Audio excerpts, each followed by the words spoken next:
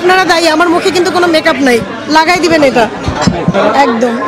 আমরা শাকিব খানকে এখন যেভাবে দেখি আমরা সেটাও আশা করিনি। যেখানে মাসে 4টা-5টা ছবি করার কথা সেখানে বছরে 4টা ছবি, এটা আমার কাছে মনে হয় না যে এটাকে টিকে থাকা বলে। সিনেমায় তো আমি না, অনেকেই কাজ করছে না, কাজ হচ্ছে না, ওভাবে কোয়ান্টিটি নেই, এজন্য কাজ করা হচ্ছে না।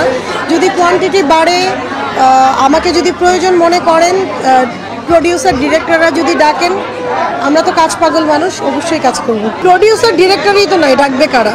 ছবি যদি বানান ওনারা তাহলে তো ডাকবেন, হলই নাই। যেখানে হল নাই সেখানে প্রডিউসার ডিরেক্টর নাই। প্রডিউসার ডিরেক্টররা আগে কামব্যাক করুক, তারপর আমাদের ডাক পড়বে। আমরা আছি, প্রডিউসার ডিরেক্টররা নাই।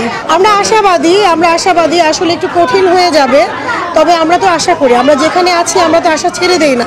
অ্যাজ লাইক মনে করেন ডক্টরের মতন, ডক্টরের কাছে যখন রুগী থাকেন, ডক্টর কিন্তু রুগীকে ব্যাক করে দেয় না যে মারা যাবে। তো আমরা আমাদের চলচ্চিত্রটা যতই পড়ে যাক, যাই হোক, আমরা সবসময় আশাবাদী যে এটাকে আমরা ওভারকাম করে যেন একটা ভালো জায়গায় নিয়ে যেতে পারি, আমরা যেন কাজ করতে পারি। আর যাদের টিকে থাকার কথা ছিল তারা পৃথিবীতে নেই, যেমন মান্না ভাইয়ের কথা বলবো। তারপর যে টাইপের শাকিব খানের, আমরা শাকিব খানকে এখন যেভাবে দেখি আমরা সেটাও আশা করিনি। শাকিব খান আরও অনেক কাজ করার কথা। যেখানে মাসে 4টা-5টা ছবি করার কথা সেখানে বছরে 4টা ছবি, এটা আমার কাছে মনে হয় না যে এটাকে টিকে থাকা বলে। আমরা আরও দেখতে চাই অনেকক্ষণ কি পাওয়া যাবে যখন ছবির আমাদের বিজনেসটা আবার গ্রো করবে।